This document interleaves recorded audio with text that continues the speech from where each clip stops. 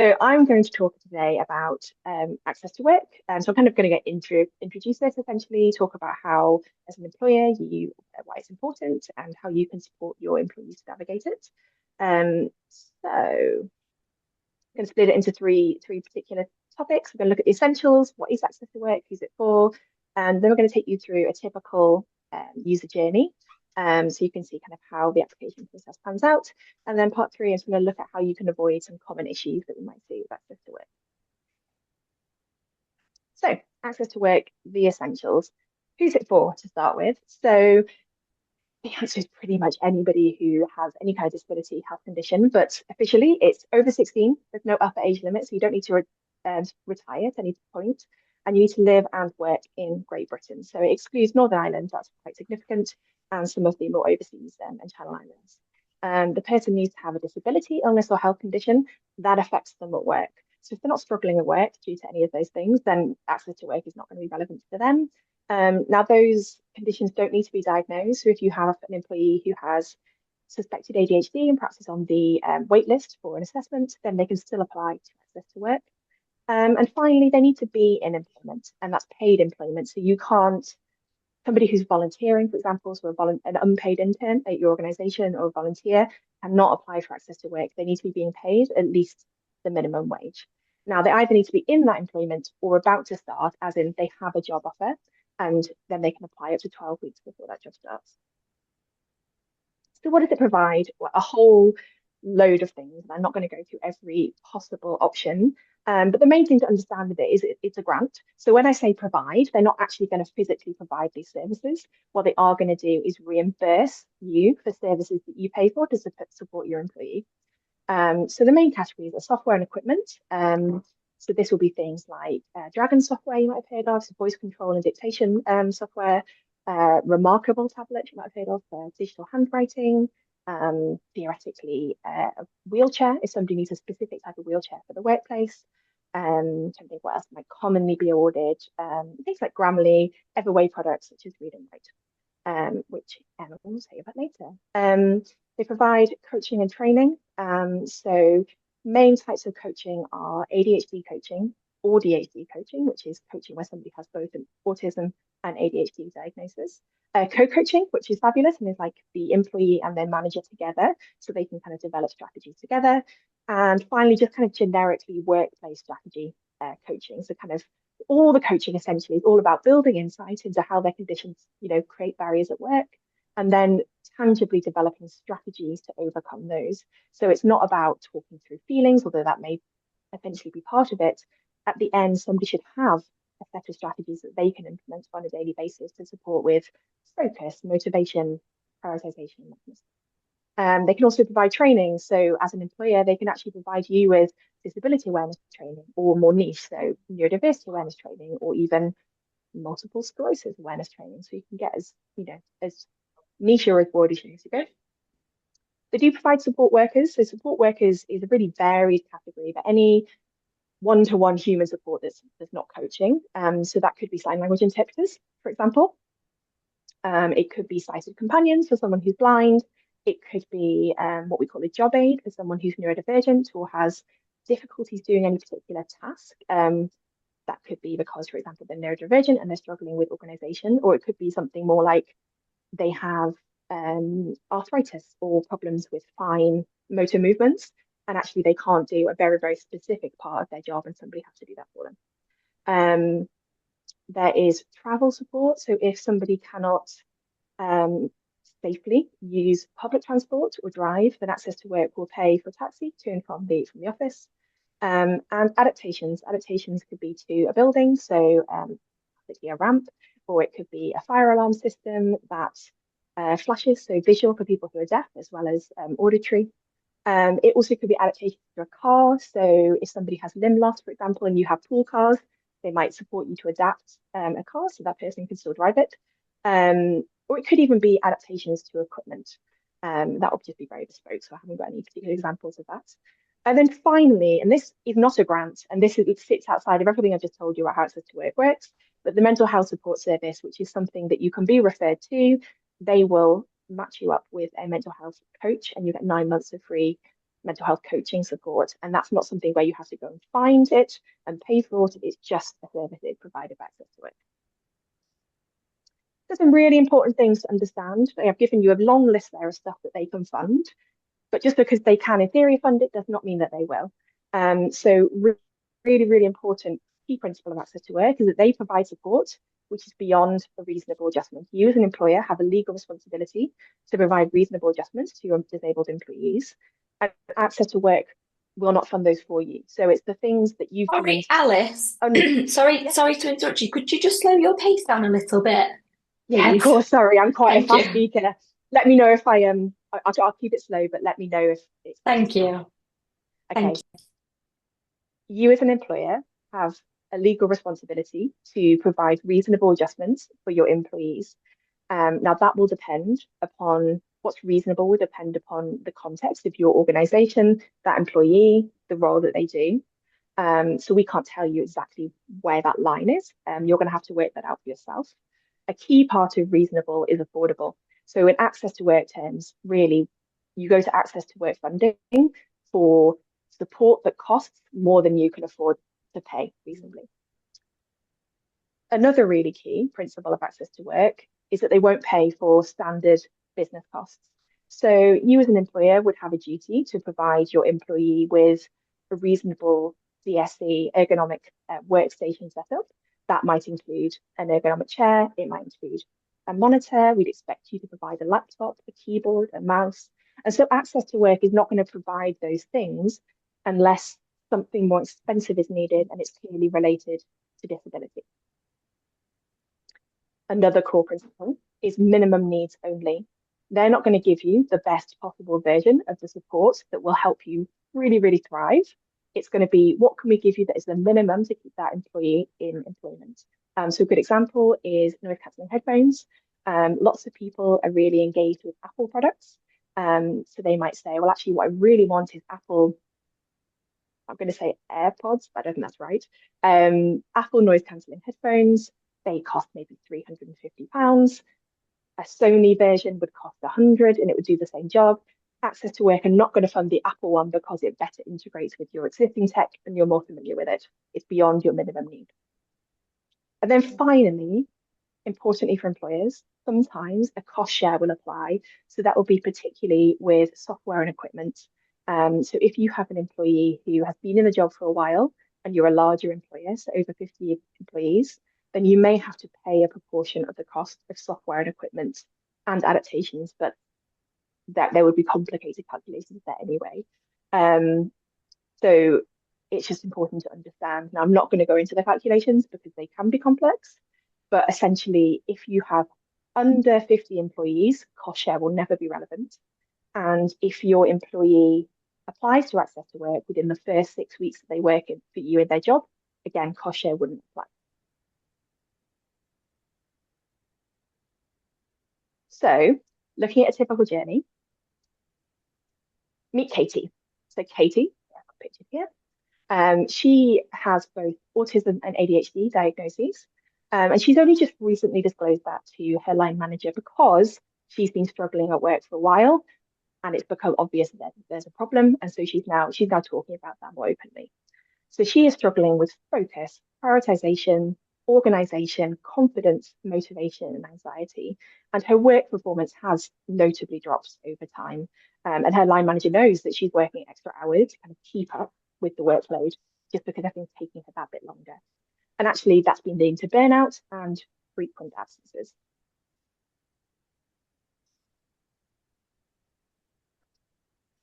So, step 1A, step 1A is what we need to be together. So, really, the employer um, responsibilities here are to sort out reasonable adjustments. So this would probably, with Katie, this has started with some informal discussions with her line manager, and then they went ahead with an occupational health assessment. From that assessment, they agreed some reasonable adjustments and they documented them into a workplace adjustment passport. So they kind of agreed some, no cost adjustments. They agreed flexible working. Katie's now able to work from home so she can manage her environment better. She has regular catch-ups with her line manager, and when she gets instructions, they're always confirmed in writing. Now, that's that. Those reasonable adjustments were in place for a while, for a few months, but They're having regular reviews, and it's become clear that Katie is still struggling. Those reasonable adjustments have not been enough to support Katie at work.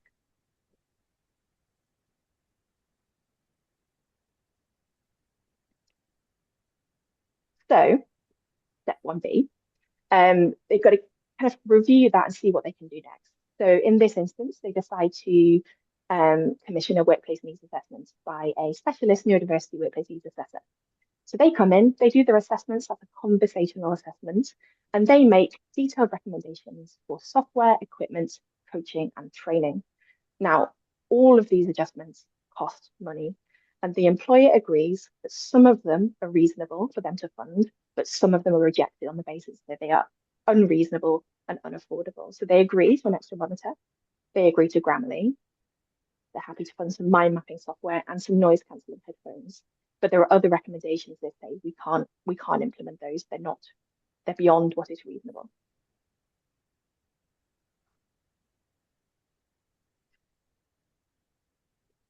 Okay, so now we get on to finally where access to work starts to appear. So step 2, they decide that access to work is probably the right thing to do here. So none of them are very sure exactly what it is. So they kind of read into it, they check the eligibility, they confirm that Katie is eligible for the access to work scheme and kind of explore what will be funded. And what they find out is that essentially those things that are on the report that have been recommended that are unaffordable are all things that access to work can potentially fund. So they go ahead and they apply for that support. They line manager and Katie sit down together at a computer. They fill in the online application together and they make sure they're only asking for those things which have been identified as being beyond a reasonable adjustment.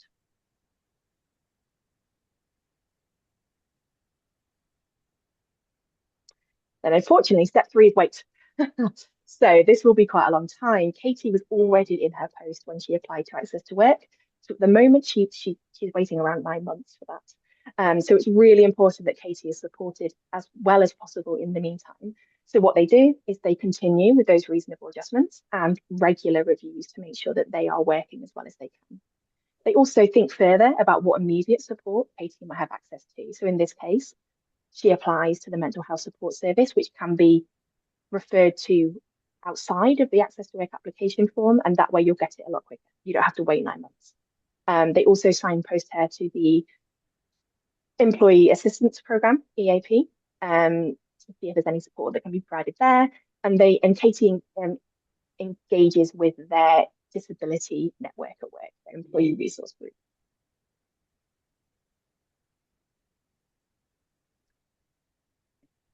Finally, Katie is contacted. She's waited 9 months.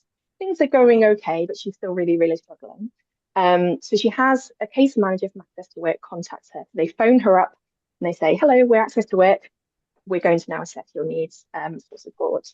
So they gather evidence of Katie's support needs. They have a conversation with her. They ask for a copy of her workplace needs assessment report. Katie and her line manager are happy that that report still is reflective of what she needs. They don't ask for referrals for a new one, but Access to Work would often refer somebody for a workplace needs assessment that's paid for by Access to Work if they're not very, very clear about exactly what support is they need. They also speak to Katie's line manager because they need to be very confident that Katie's employing organisation have done what they're meant to do in terms of reasonable adjustments. And they ask to see a copy of Katie's workplace adjustment passport. The case manager looks at all the evidence that is presented, applies access to work policies, makes a decision about funding, and sends that decision by letter, both to the employer and to Katie directly. Katie, they're actually very happy with the award, but if they were unhappy, Katie could go ahead and challenge that decision within 28 days. And now you think this bit would be where it kind of gets easy and it's over. Unfortunately not. And this is neurobox. Mark from neurobox is going to talk about how they can help you with this step after me. But you have to, as the employer, implement that support within 13 weeks. What that means is ordering any software and equipment, getting a first coaching session in, getting a first training session in, and it's your job to sort that out, to pay for that support and then get the money back. Despite all of that, it's actually Katie who has to make the claims, even though you've paid the money. So the line manager sits down every time she needs to make a claim They go through it together, make sure it's accurate, make sure there's not going to be any payment problems, and get those done in a timely manner. Cost share does apply. They're a larger organization, so they have to pay a small contribution towards the software and equipment, but they don't pay anything towards the coaching and the training that Katie's been awarded.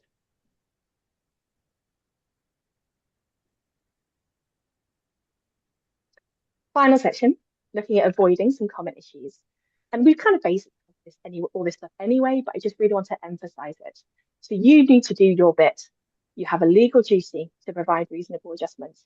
You're meant to do the SE assessment to make sure people are working in an ergonomic way.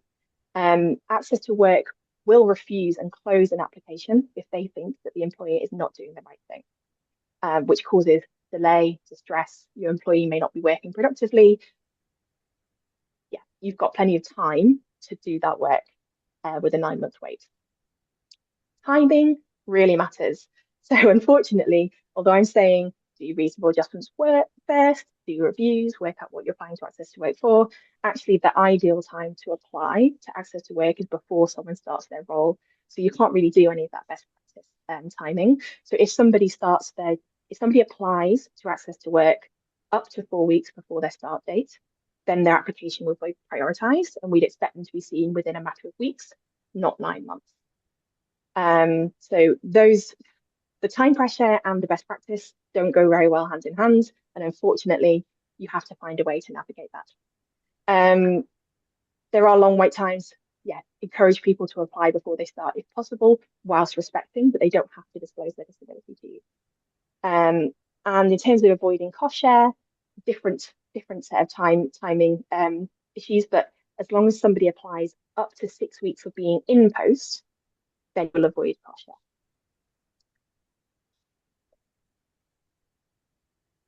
Okay, getting the right funding. The last thing that you want is for somebody to have waited 9 months, be not supported properly while they're waiting. They get a lovely long award letter from Access to Work, and it's a whole load of software and equipment that you cannot implement within the IT and security systems that you have, because getting those items changed to Access to Work might take 18 months. You might as well start again. So that is going to cause a huge amount of distress and disruption. So if you can be involved supporting your employee as they go along, making sure they're getting the right recommendations that will work for you, then you will avoid those problems. You could have somebody from IT sitting on the last 10 minutes of a workplace needs assessment, making sure that recommendations are appropriate. Finally, help with claims. Claims have to be done by the claimant, but you're the one who needs the money back. So supporting them with that is absolutely in your best interests. Okay, finally, a couple of extra words. So Google is definitely your friend here. There's an employer fact sheet, Google Access to Work employer fact sheet. There's an Access to Work staff guide, which has much more detail. Theoretically, it's the internal guidance document that case managers use, and they can be really helpful to answer a lot of your more detailed questions about. And I can support. So my whole job is to help people with access to work. So if you're struggling, I can do advice sessions, which you can book in through my website. But I can also do bespoke training and consultancy. If you're kind of trying to work out where access to work fits into your recruitment processes, your grievance processes, your absence processes, how to support people with it, I can help with that. And that is it. Thank you very much for having me here. I will be around for questions at the end. Thanks, Alice. I'm just going to unspotlight you and spotlight Mark, and hopefully we will not have any issues going forward.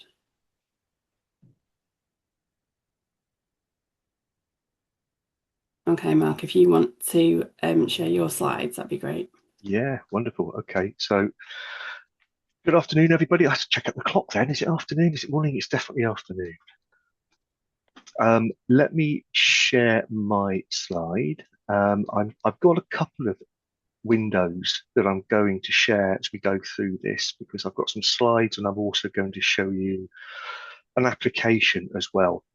And I'm actually going to share the windows rather than the big screen, because I've got one of those really wide screens and it doesn't come across very well on remote meetings. So let me share my slides.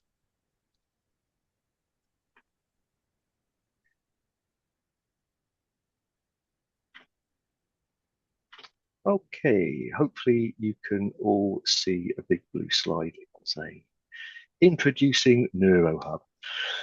So let me just give a little bit of background about actually, no, I'm not going to do that because we've already done that and nobody wants to look at that picture any longer than they have to. So let's move on. So Alice has given a really good sort of insight into the access to work workflow.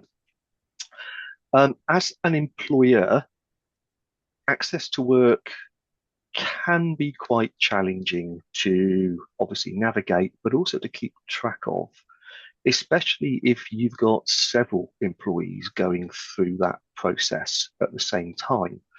It takes a lot of time keeping track of things. Very often the employee and the employer have to be proactive in pushing the access to work application through. The system itself is, not, ironically, is not as accessible as it could be. And as Alice said, sort of wrong turns, mistakes, etc., can lead to more and more delays.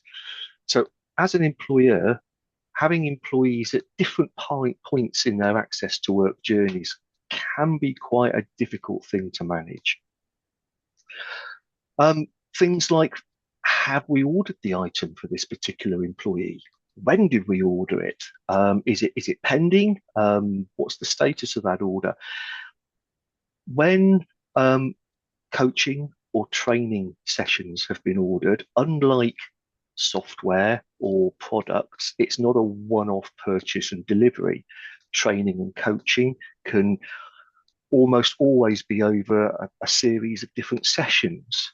As an employer, we have to keep track of those sessions. So actually, first of all, has the company that we've contracted to deliver this training contacted our employee? Have they started the journey? How many sessions have they had? How many sessions have been missed?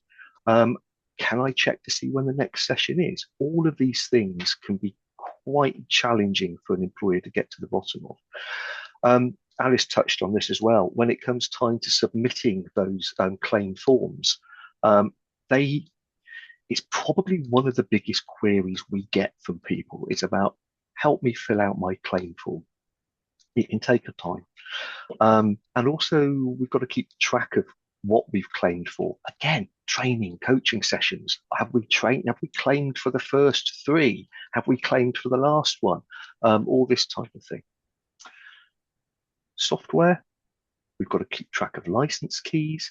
You may well have 4 access to work claimants in your organization that have all been allocated a piece of software. If they change their laptops, we need to find those license keys to reinstall the software, all that type of stuff. The other thing as well that can be quite useful as an organization to know is if there are some quite sort of staple pieces of assistive software that access to refer to quite regularly, one of them being Everway's Read and Write.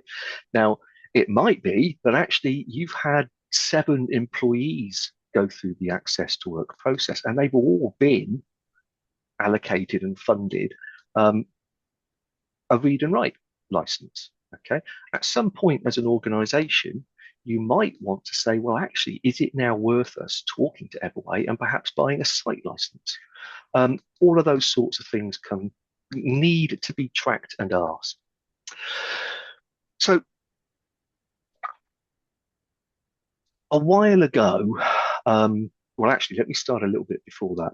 So neurobox, we've been around for quite a few years now. We're one of the largest suppliers of software products and services into access to work. And we quite early on needed to find a way to manage our business, quite frankly, keep track of the orders and so on and so forth. And we grew very, very rapidly. And this became quite a priority for us. We went down the route that many organizations go down, and we looked at what software existed for us to make use of. Things like you might have heard of SAP or Monday.com, all those types of platforms. But very quickly, we realized that even with quite extensive customization, nothing quite fitted our business model. So we decided to build our own. Okay, and that's what we've done. It's been an interesting journey, but we've now got a platform that we use that we call the neurohub, which tracks all of our clients' journeys, if you like. And it's worked absolutely amazingly for us. It's been instrumental in helping us. Last year, 2025, we supported over 3,000 different organisations, and often with several employees in each organisation. And it was working so well that actually we sat down and we thought that actually if we have this information, we're constantly being asked by our clients, we've ordered some coaching from you. Can you tell us how many sessions we've had? Can you tell us if the follow-up session has been booked? So we thought, what a brilliant idea to just make this available to our clients. Okay. And that's what we've been working on for the last, I suppose, 12, 18 months. We've been building an employer, if you like, portal into our neurohub system so that employers have direct access to this information for themselves. Now, obviously, that reduces a little bit of load on us, which is great, but it also gives some agency to the employer, if you like. They have access to their own information. It means they can be a little bit more agile when it comes to supporting their employees. They've got the data to give them those insights as well. And also, importantly, the employer can track that neurobox is doing its job as well. So what I'm going to do now is I'm going to jump out of my slides and move across to my window, which has the neurohub in it. So if you bear with me 1 second, I am going to very quickly share that window.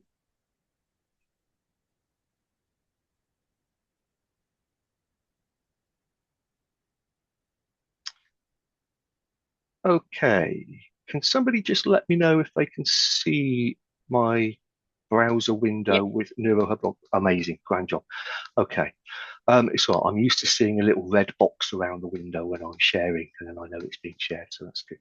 Okay, so you're seeing my login at the moment. Let me just go ahead and jump into this. Now, this is the dashboard that we've created. This is the initial view. Okay, I've got it on a dark theme, but there's a light theme as well. Okay, I use dark theme for everything in my life. I don't know why.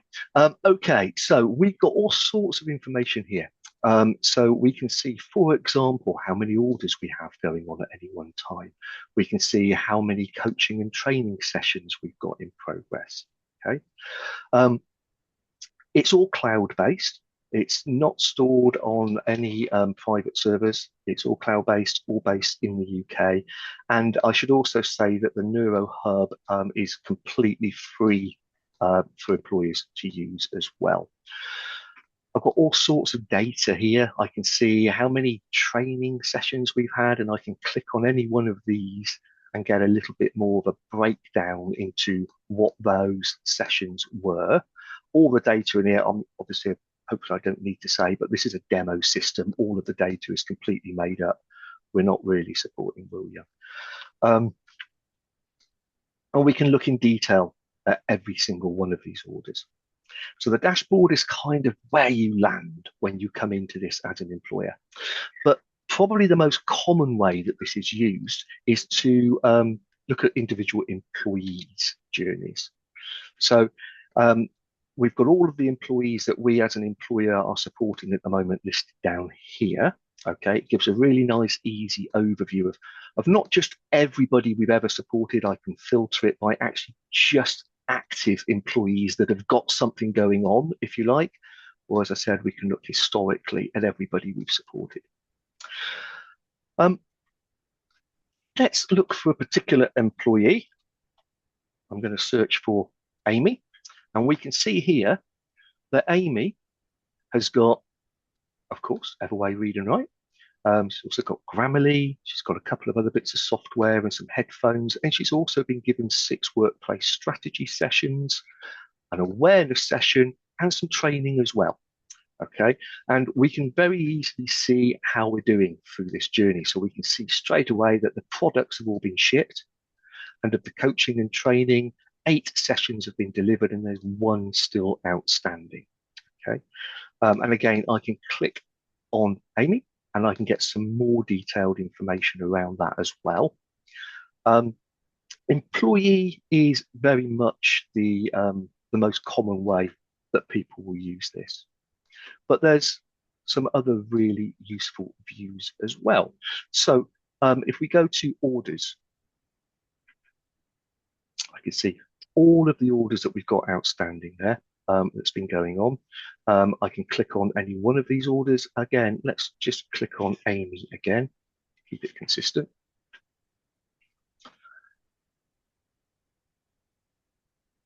Here we go.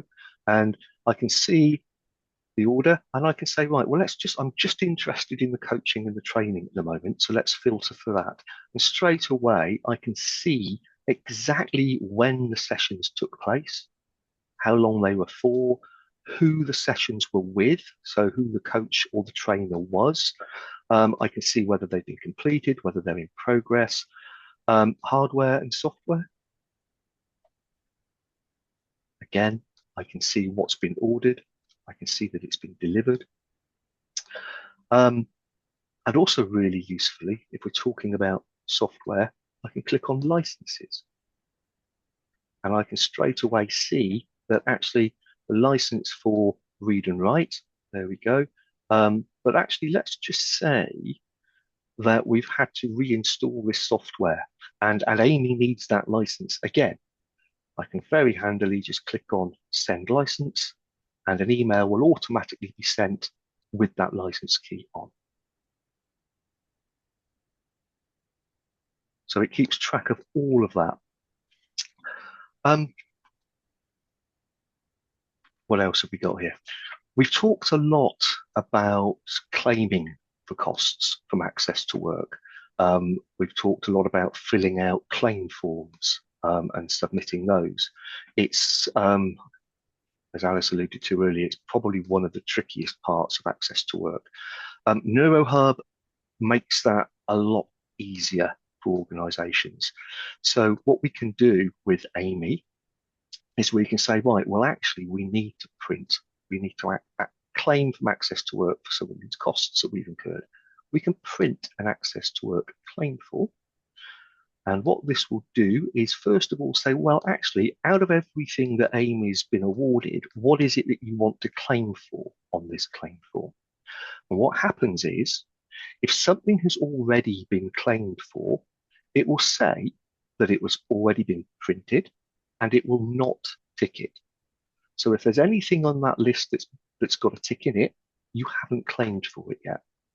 And we've broken it down. There are 2 types of claim.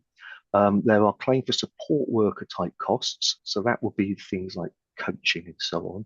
And then there are one-off costs. That will be things like software products, that type of thing. And as you can see, we've claimed for everything for Amy. But just for the purposes of this, I'm going to pretend that we haven't yet claimed for the first 3 items. So I can then go and click print.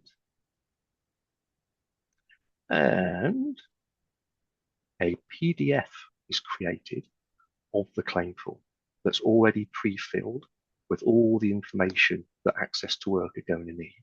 Okay, and it will even include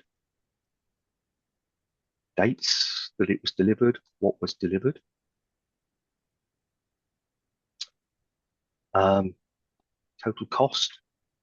All that you as an employer or the employee needs to do now is to print that form off, sign it, and post it in. Okay, or you can submit it online, but Alice, you know more than this than I do. I know that Access to Work were accepting online submissions, but then the system broke, and I'm sure they fixed it again now. But it's a PDF document, so it's easy to attach or upload to anything. And that hopefully makes that whole process of claiming much, much easier. I've just realized that that PDF has popped out in a different window. Are you able to see that PDF? You can't. No, Mark, I didn't want to interrupt you. No, that's absolutely fine. So I'm going to do that now. So I'm going to just very quickly stop sharing. Because we're particularly proud of this one. So I really want to share this with you. So I'm going to share PDF window. There we go. So hopefully you can see it now. Yeah, we can. This is the Access to Work claim form that the neurohub has created. So it's got all of your organisation's details in there. It's got your bank details for the money to be deposited. It's got the details of what you're claiming for, dates that it was actually provided. And then finally, total cost and name and date. So as I said, all you then have to do is either print that form off and sign it, or it's a PDF, you can upload it if that functionality is working at the moment. And that's it. It's as simple as that. I'm going to go back to my other screen.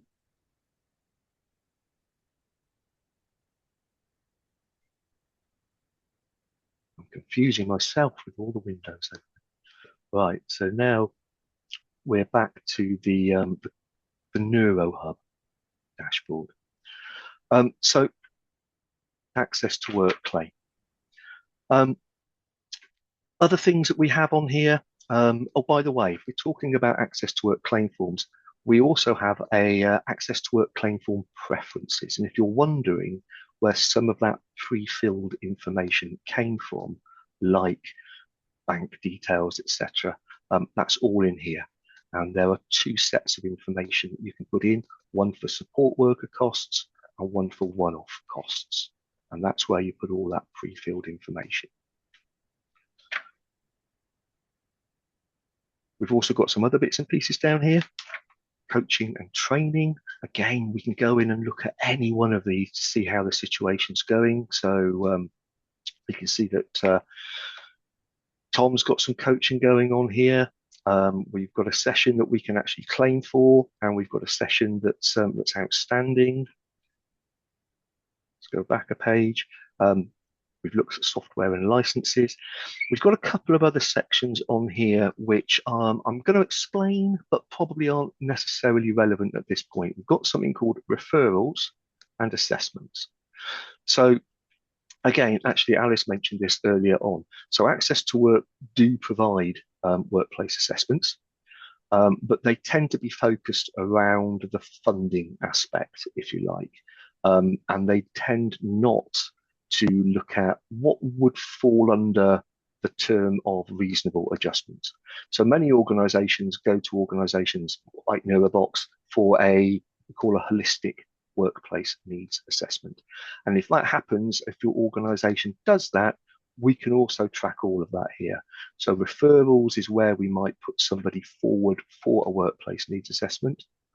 The assessments is simply tracking everybody that's had a workplace needs assessment.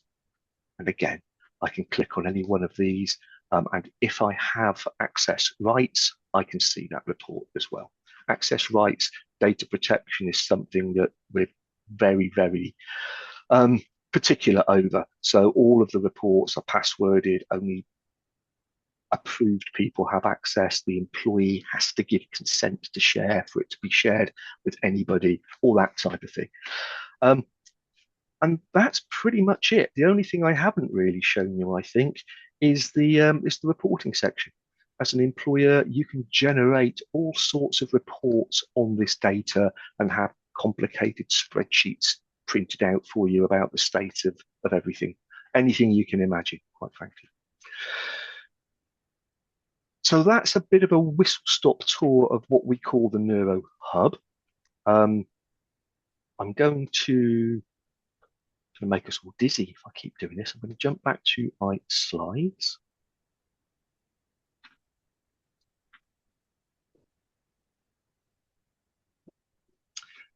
Okay, just checking. Can you see my slide deck? Just a Yes. quick thumb. Perfect. Thank you. Okay, so we've met the neurohub now.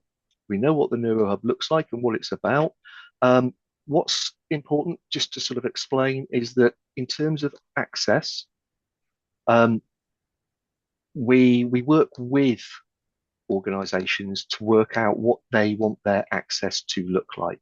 So every single organization will have their own dashboard, if you like, and we can set up different levels of access. So, for example, the IT department may just need access to license keys. Your people and culture or HR department may need access to reports and things like that. And of course, the employees will also have a login to just access their own information. Their login will look a little bit different, but it gives the same type of information, but obviously just on their own interventions. And I think that's it. I have no idea what I did for time there. I completely lost track of that. Sorry about that. But again, what we're very much around the fact that moving forward, when we're talking about neuro inclusion, disability inclusion, workplaces, we've moved beyond just accommodating those differences, and now it's about unlocking the strengths, if you like. And the whole point of that access to that information and the way that we've designed the neurohub is to sort of give organizations that visibility, if you like. That's it. I am now going to stop sharing my screen. There we go. And I'm going to hand back. Well, that's great, Mark. Thank you. And it was really great to see the neurohub in action and kind of brought to life. So hopefully that has triggered some questions. I can see the Q&A is filling up as we go along. So yeah, I look forward to be able to answer some of those questions. So I'm just going to remove your spotlight and then share my screen and move on to the kind of final bit of today before we get to the Q&A. So hopefully you can all see my slides okay. Mark, if you could just give me a thumbs up to suggest if you can see them. Fab. Okay, so I'm now just going to give a really light touch over the products that we provide at Everway via Access to Work funding. And so we have a variety of tools that are available through Access to Work, and Everway provides a wide range of assistive technology for individuals. So in terms of within Access to Work, what those products are. So as Mark referenced in the examples he gave when he was showing the neurohub, Everway, we were previously known as Text Help and historically are widely known for our read and write tool. So that's a literacy support tool that offers support with everyday tasks like reading, writing and research. And I will talk about each one of these products in a little bit more detail as we go along. We also have Claro Read, which again is a literacy support toolbar. And the reason we have both of these products on offer is because quite often someone in the workplace will have received support in education, whether that be higher education or during school time, and they may have had exposure to either of these products before, and we want to make sure that in the workplace people are able to access the tool that is most beneficial for them and wouldn't necessarily require them to go through additional training. So they are very similar, these products, but they are both available via Access to Work. We also have MindView, which is our assistive mind mapping and project planning product, which enables individuals to utilise the broad range of mind mapping tools to help them within everyday work.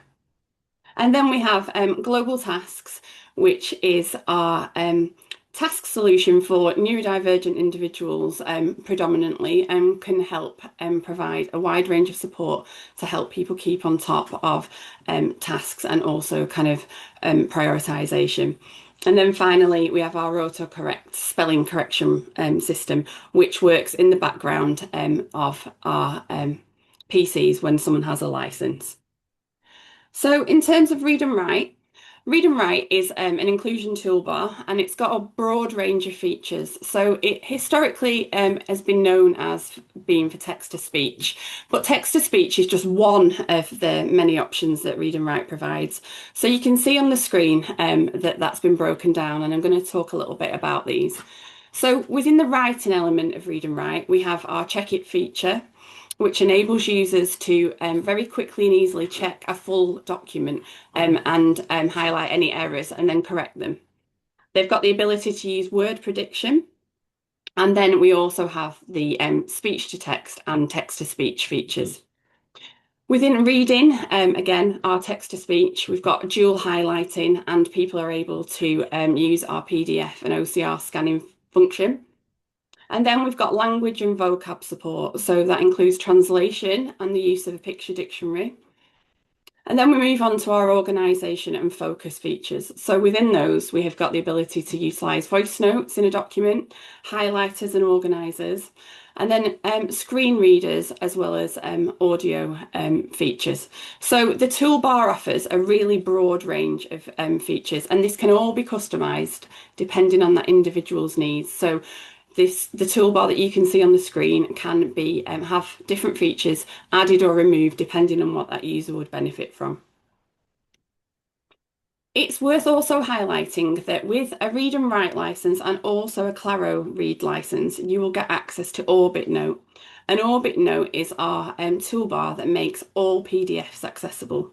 So all the key points that I've just highlighted within the Read and Write feature are available for PDFs, and this can be a real game changer for individuals who need support with their literacy. And equally, for example, for someone who may have visual impairment, for example, and may suffer from kind of needing to take regular rest breaks to kind of minimize the impact that has on their kind of visual stress, they can really benefit from the features that Orbit Note offers, because quite often a number of different toolbars will struggle with PDFs. So Orbit Note ensures that people are able to fully access all the features that you'd get in a normal Read and Write license via PDF document. So as I say, that allows you to completely transform and interact with those PDFs in a completely different way, creates that accessible dynamic and the collaborative space that works for everybody. So now I'm going to move on to autocorrect. And autocorrect is our automatic spelling and correction program that you can have installed onto your laptop. Now, I don't have a disability or I'm not neurodivergent, but I do have a barking dog that I just need to dispose of. So I'm just going to be 1 second and I'll be back with you.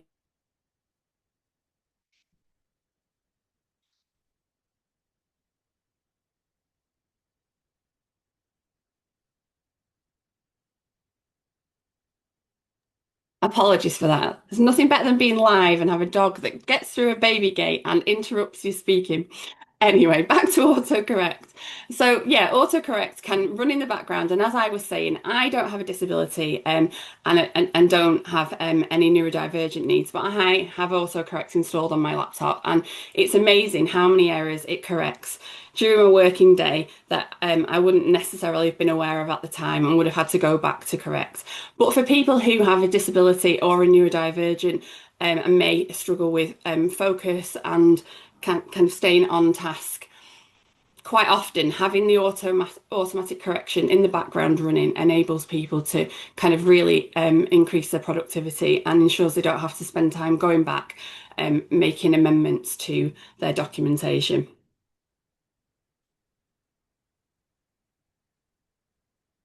And then now I'm going to lightly touch on Claro Read. So Claro is very similar to Read and Write. So it's that literacy support tool, and it works in the toolbar that you can see on the bottom of the screen. But as I say, a lot of the features are very similar to Read and Write, and quite often it's around personal preference. So when somebody goes through an Access to Work assessment, they will be asked by the assessor if they've used a literacy toolbar before and if they do have a preference. And so quite often if someone has had exposure to one in university, for example, via the Disabled Students Allowance, they will be able to specify that assessment and that would be accommodated. And then finally, I'm going to talk to you about global tasks. So global tasks are a task management system for neurodivergent individuals. So it helps employees to look at either the bigger picture or equally, if it's beneficial to them, to hide the noise and keep focus on only high priority tasks. So you can use global tasks via a web page or an application, and you can see projects at a glance and kind of break down tasks into smaller steps should you need to. It has AI assistance features in there, so if somebody struggles to break down a task into individual steps, it will support you to do that. But again, that's completely optional. So depending on an organisation's policy around AI, if that feature isn't something they're able to use, we can look to switch that off and personalize that for the individual. But equally, it also has the ability to sync in external calendars. So you can add all of those into your global tasks taskbar and then utilize the features that global tasks provides. It also updates via a two-way sync. So if you add something into global tasks, you can be confident that it will also have gone back into the original diary that you had merged into your account. So as I say, this is a really kind of light touch view of the products that we do have available at Everway. And we do have some access to work resources and 1-minute videos for each of the products to give you that quick overview. If you do want to access those, I can send them in the follow-up emails, and we do regular deep dive webinars where no dogs interrupt, and you can get that complete overview of our product offering. This just shows you the global tasks in a little bit more detail. So around you can have that one login and it work across all devices. You can utilize it to help with prioritization and sorting out tasks into individual steps and cutting down those distractions. And as I say, it's always in sync. So no matter how you access it, it will always update those different applications. So they're the end of my slides, and what we're going to now do is go back to the Q&A and take some time to answer those questions. So I'm just going to spotlight Alice and Mark, and then I'll direct the questions that we've had to come through. I won't be a second. And I am just going to now go to the Q&A.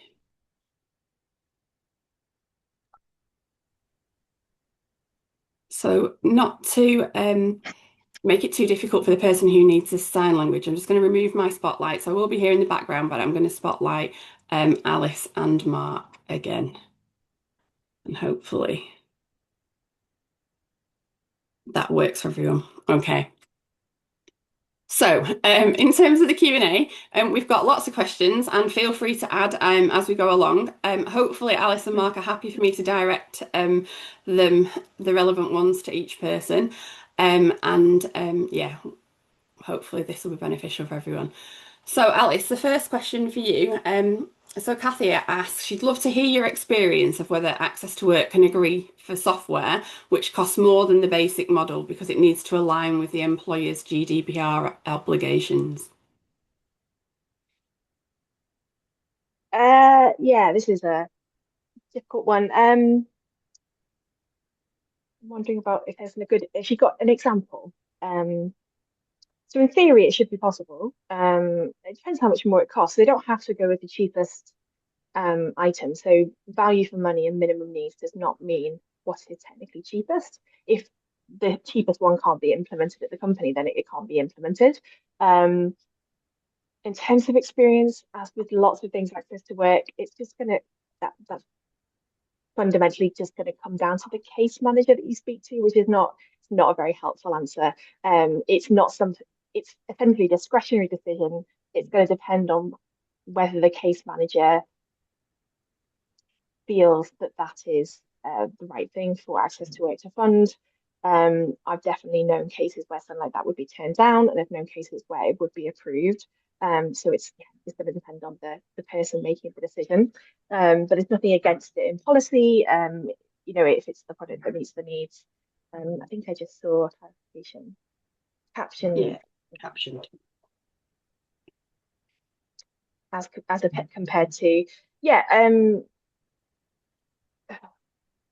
I think, as I say, it really just depends. It also depends what's recommended. So in an ideal world, you would be working to identify that kind of thing at the workplace needs assessment so that the case manager would never be confronted with a decision where they're comparing to like by like products, one which is GDR compliant and one that isn't. If everything's done properly and you support your employee, somebody from IT maybe sits in on the workplace needs assessment, provided access to work, then you're going to have that discussions then, and then the right product will be recommended and put to the case manager. That would be my advice. But if that's not happened, and for some reason there's a kind of like the wrong things being recommended, and now you're saying, oh, we can't have that, it's really just going to come down to the interpretation of the guidance by the case manager. Great, thanks, Alice. Over to you, Mark. So we've got a question around how is the information put into the neurohub, and could this work for support workers, interpreters, and note taking, tracking how many hours that have been used each month? Good question. So the neurohub works because it has all of the information that it needs access to. And it's got all of that information because we as an organization have that information. So we are delivering the coaching. So we have the information as to when it's being delivered and so on. Now, one of the things that we as an organization don't provide into access to work is the support worker element. So we don't have that information, but this is something that we have discussed internally, and it's definitely something that's on the roadmap, something like that, for us to explore a little bit later on down the line. So yes, so the honest answer is at the moment, no for support workers, but we're getting there. We'll get there. Great, thank you. So Alice, another question for you. So staff seem to be waiting around 12 months for access to work support. The person asking has had some experience of access to work backdating support worker awards and travel awards, but not necessarily software and equipment. Does that align with your experience? Yeah, so again, I'm going to sound like I'm a very woolly answer, but whether or not things are backdated is going to come down to your case manager, because it's not something that it is not allowed under policy. So backdating is definitely allowed. It could be considered for technology, software, equipment. It could be backdated. They occasionally claims awards are backdated to allow provision of that support, but I think it does align in that I would expect that case managers would be more likely to backdate support work, anything that's ongoing. If it's a one-off cost, they might think, okay, but the employer managed to pay for that, right? They found that funding to pay for that piece of software or that piece of equipment. Therefore, they deemed that it was affordable for that employer.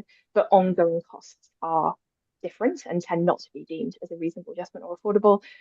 So it doesn't surprise me that support workers and coaches would be backdated more often, but in theory, equipment and software can be as well. And if you can make a good case and your case manager is amenable, then that's possible. Can I just add to what Alice has said there as well? So in our experience, access to work, that they're genuinely trying to do a good thing, and they're not looking for reasons not to pay, but they are having to make judgments on an awful lot of decisions. So the decisions get looked at quite quickly and judgments made quite quickly. So the clearer we can be when we put our case forward for either a backdate or an upgraded piece of software, the easier we can make the case manager's job to advocate on our behalf, the better chance you'll have of it going through. Fully agree. Well, thanks both. Mark, so question for you, and it's relating to the neurohub. So does sharing data with employers change the trust employees have in the independence and confidentiality of their coaching experience? The honest answer to that is it can do, but the information that we're making available isn't anything that the employer would already have access to. We're just making it a little bit more visible. So if an employer has placed an order with neurobox to deliver 8 coaching sessions, okay, the employer will have full visibility of what they've been invoiced for, i.e. how many sessions have been delivered. What they might not have access to without speaking to the employee is, when is your next session booked for? How many sessions have you still got outstanding? What we're doing is just making that information nice and clear in one place and easy to access. But there's no confidential information that gets shared. We have a very strict, when we do workplace needs assessments, okay, so as part of the workplace needs, sorry, I've done a couple of speeches this week and I think I've used up all my words. When we do a workplace needs assessment for an employee, part of that process is the employee is asked to give consent to share that report with their employer. Okay. And if that box is ticked, their report will be shared with their employer at the same time as they get the report. If that box is not ticked, the employer does not get that report from us. It just goes to the employee, and then that's a conversation between the employee and their employer about sharing that report. So we realise that any portal or system depends entirely on how comfortable and safe people feel operating within it. So yeah, we're very, very particular about that. Great. Question for you, Alice. If you request a workplace needs assessment, who completes it? And equally, this person's asking how they request both yours and neurobox's support to get involved in part of the application. Yeah, absolutely. So if Access to Work are referring to you for a workplace needs assessment as part of the application, then they will refer to organisations that have the contracts to deliver Access to Work workplace needs assessments. So that's, oh gosh, Emma, you might have to, it's 5 organisations. So we've got Maximus and Reed at the top, and then under Reed we've got 3 companies. We've got 8, you're not going to need to know this, but 80 Train, Your Link, and Innovate. Innovate Healthcare, thank you. So you'll just be assigned somebody from their pool of assessors. Now, if you want to have control over your own workplace needs assessment, then you can commission someone like Neurobox or myself to carry out a private workplace needs assessment that you would pay for as an employer. And then you can use that as evidence towards your the Access to Work application. Now, Access to Work kind of changes its mind over time as to how much weight they give to those privately done reports. So at the moment, they seem to actually be actively asking for them, and there might be, it's early days, but it looks like there might be a move towards them actually wanting employers to do that. Previously, they have relied more on their own assessors and put less weight on privately done reports. So I think what I'm trying to say is that if you go private with a workplace needs assessment, there's no guarantee that the case manager will use that as evidence, but in all likelihood they will if it's a well done assessment report. And then in terms of commissioning one of those from either myself or Neurobox, for me it's a form via my website or dropping me an email or a WhatsApp, and Mark and Neurobox, I'm confident they'll be contact me on their website. Right, I'm sure you're the same, Alice, but I can't think of a single time that we've not had one of our reports accepted by Access to Work. And I think you're right. They seem grateful for the help at the moment, don't they? Yeah, absolutely. But the point is they retain the right. It's evidence Exactly. you're providing as opposed to part of their process. Fab. Mark, another question for you. Does the neurohub order all the software for an organisation or an employee, as well as organising the coaching, or does it just track it? At the moment, it tracks it. Okay. That's kind of the next stage, if you like. So at the moment, our ordering process, so all the coaching, the training, all the products, etc., are still ordered through Neurobox as normal. It's tracked in the hub. We are moving toward making that process more automated as well. So as an employer, you may have an assessment that lists five pieces of equipment, for argument's sake. You may decide that you're going to move ahead with 3 of those. So you place an order for 3, 3 will get delivered. We want to make that as automatic and as easy and as frictionless as possible, if you like. So at the moment, it's not all automated. It's tracking. We're getting there. And a bit of a follow-up, does the NeuroHub allow employees to input non-Neurobox supplied coaching or equipment alongside? Good question. The answer to that is unfortunately not. No, we can only track things that we are providing because we just don't have the information otherwise. But fortunately, there's not a lot that we don't provide apart from support workers, as we've already said. So, Thank you. Alice, a question for you. I feel like it is very much question time, so it's great to see that so many people have got questions to ask, and hopefully this has been helpful. So we've got a question that asks around how can an employer prove that costs are not reasonable or affordable? Good question, and the answer is you can't. So reasonable adjustments are notoriously contextual. There is no definitive guidance, boundaries. All you can really do is come up with a robust, reasonable adjustments policy that maybe considers things like total value of costs. You could compare it to the cost of, say, onboarding a new employee, or yeah, I think the answer is you can't. What you can do is you can decide how you determine reasonable adjustments, make that into a clear policy, and then document how you've applied that policy to these items of support and provide that evidence to the case manager to help them determine whether they agree with your decision. can I just chip in on that as well, just to add to what Alice has said? This is something that we do a lot of manager training around neurodiversity and disability. And this is a question that comes up a lot, and it's a really difficult question. As Alice said, it is entirely subjective. There are 4 questions that you can ask yourself as an employer, which can help you guide that sort of framework, if you like.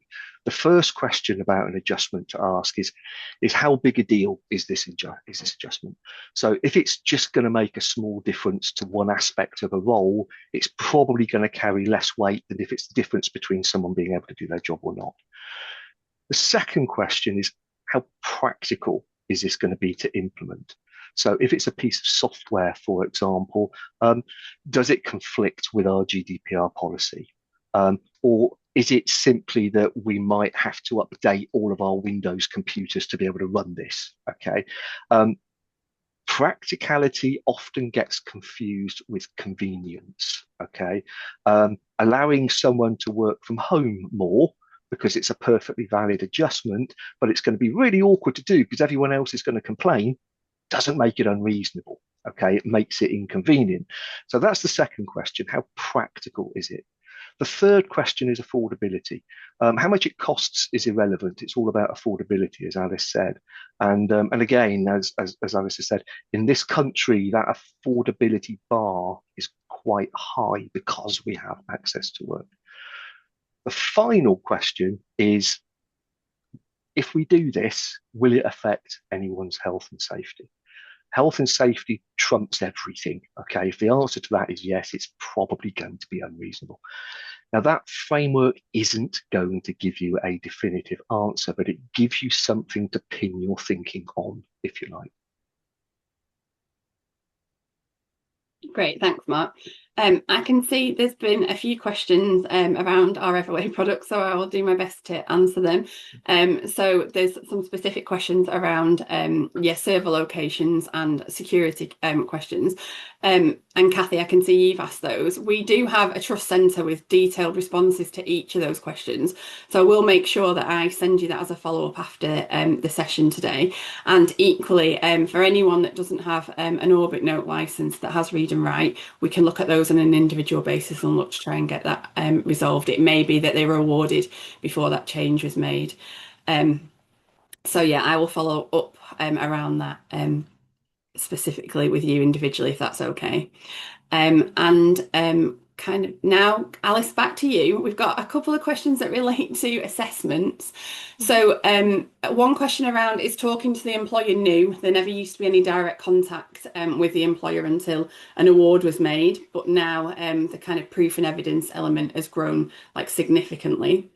And following on from that, wanting to know a little bit more about trying to accommodate like an IT member of staff attending a workplace needs assessment in the individual's experience. That's been very challenging to kind of get those access to work assessments arranged generally, and then trying to facilitate someone else to join would be particularly tricky. Is there anything specifically you can do to help with that? Okay, so employer engagement, I mean, depends what you call new. Employers have definitely been contacted since I've been involved with Access to Work. So I guess that's around 3 years now. Now that engagement has become perhaps a bit more strict and a bit more involved, but it's still essentially a phone call that asks, does the person work for you? What are your reasonable adjustments? They don't expect you to give an assessment of that person's needs. But no, it's certainly not new if we're talking about the last few years. It's not like it's up to 6 months. And then how can you support without somebody attending? Yeah, so in terms of rights, there's definitely a right for somebody to attend, and an assessor should facilitate that. But I understand, obviously, in terms of there are very tight deadlines and schedules might not align. So I guess, realistically, it might be around putting together a 1 or 2 pager for the employee so that they've got something to take with them to their assessment that explains the key policies that might apply, so that the assessor can take account of that. So, we only allow things that are on the cloud, or we only allow things that are downloaded, or we only allow things that are on this particular catalogue. Here's the catalogue. Now, a much better way of doing it is, of course, to have full control would be to commission your own workplace needs assessment, because then that process is entirely in your control, entirely within your timescales, and you can communicate with the assessor as and how you wish and include anyone you want on the call. And that way you know that the recommendations are going to be effective. And also, if you have an ongoing relationship with an assessing individual or company, then over time, of course, they can build up their understanding of your catalogue, of your policy, so that they only make recommendations that are going to fit those. But essentially, anything you can do to easily communicate with the employee and the assessor what may or may not be acceptable will help. Fab, thank you. And then getting to the last couple. So Mark, back over to you. Do Access to Work work with neurobox when they make changes to their claim forms? And how are coaching claims managed? I'm smiling because I think that would be amazing if Access to Work did do that. And how are the coaching claims managed? So when they require 2 different signatures from staff based in different offices, how can the kind of neurohub support with that? Yeah. So the easy one, first of all, the support claim forms. Yeah, there are 2 versions of the claim form. I actually just showed you the one-off one, but the support one has 2 signature boxes. And actually, we can also, what am I looking for? Digitally provide the signature for our support worker if it's one of our support workers as well. But yes, that's taken into account. The more difficult question, do Access to Work with us? I don't think Access to Work with anybody, to be honest. That said, so Neurobox has been around now for 5 or 6 years, but us in Neurobox have been in this space for many years longer than that. I've been around for sort of 18 years and so on and so forth. So we've spent most of our lives working with Access to Work, and we've got a really good relationship with Access to Work. We regularly talk to Access to Work assessors, helping with queries and so on and so forth. So do they intentionally tell us of changes to things like claim forms? No. Are we going to find out? Yes. I think that's the honest answer. Also, it's noteworthy. Claim forms don't really change. I mean, I think there was a change maybe a few years ago to one of them. Yeah, they're pretty static. Yeah. And then the kind of last couple, Alice, I think this one's quite personal to a user, but I think it'd be helpful to maybe just give an overview, because these things do happen quite often and can be quite tricky for people. So someone had a workplace needs assessment, were given quite a lot of recommendations, but were unfortunately made redundant by the while this is happening, so didn't get the support put through in time. The case was then closed by Access to Work and told they needed to start again. They then had a 6-month contract and are now freelancing. Can they still access the support as a self-employed person? Yes. Okay. So there's a few different things here. So which I think this person knows, but Access to Work awards relate to a particular role that you're in. They're not by standard transferable. So if you're made redundant, if you leave your role, then that award ends. If you're an employee and your employer paid for the support, so perhaps they paid for a chair, they paid for some software, that stuff belongs to the employer. Now, best practice would be that you pass that on to your employee to move into their new employment. Some things you can't do that with, obviously, bits of software, but fundamentally, yeah, you start again. So you have to reapply to access to work. Now, as a self-employed person, they are absolutely eligible for access to work. The problem that they're going to find, given that they're already working self-employed, is that as soon as they apply, they're going to go into this 19-month queue. So yes, they're eligible, but unfortunately the wait times are extremely long. Now, if they had applied 4 weeks before their kind of start trading date, then they would have been prioritized in the same way as somebody who's coming into a new employee position. So if they haven't actually yet, when they say they're self-employed, they haven't really yet started, they may still have an opportunity to be prioritized, but otherwise, unfortunately, it's a long wait. Right, thank you. And then there's one more question each, and I think then we have got to the end of the questions, and we'll be finishing just about 5 minutes early. So one for you, Alice. Are you able to confirm, is it 13 weeks from receiving the recommendations that the individual needs to implement the support, or their employer? Yeah, so it's 13 weeks from the date on their award letter. So you'll receive an award letter in the post or have a date on it. It's not the date that you receive it through the post, it's the date that's on it. And that's the same for challenging as well. So requesting a reconsideration, you have 28 days from the date on your letter. So if it arrives 2 weeks later, then you need to take account of the fact that actually you now only have 2 weeks to do that. Thank you.